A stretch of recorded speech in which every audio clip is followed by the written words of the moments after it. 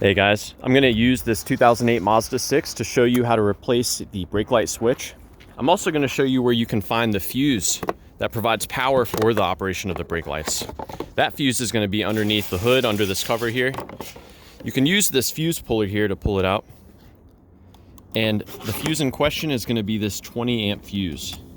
Now what's cool about this fuse is you don't even have to go under the hood to check it. It also provides power to the horn. So if your horn works, you know your fuse is good. I thought I'd show that to you anyways. And just so you know, if that fuse is blown, there is a spare 20 amp fuse right there. So let's head inside the car. I'll point out to you where that brake light switch is, how to test it, and also how to replace it. So as you may suspect, the brake light switch is going to be near the brake lever. So we're going to pop down here where we can take a closer look at it. And there it is right there.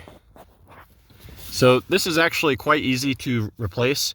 You just grab it and rotate it clockwise, not counterclockwise. Once you've rotated it clockwise sufficiently, it will actually just come right out like so. And the way this works is when you're not hitting the brakes, this plunger is in. As you hit the brakes, this plunger is allowed to come out.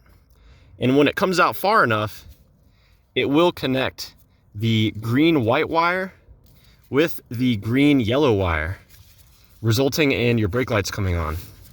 And so you can actually disconnect this and use a paper clip to connect those two pins together.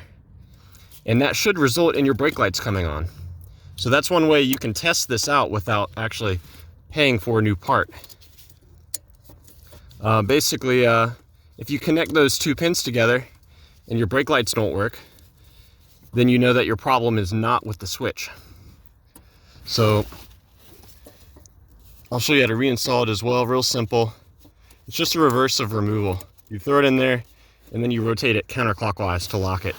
Now, one other thing I want to point out to you, real common failure, I've seen where that little grommet, where the plunger rests, that can deteriorate. And if that happens, it will actually cause your brake lights to be on all the time. And so a lot of times I'll look at a car where their complaint is the battery keeps dying and the brake lights are always on.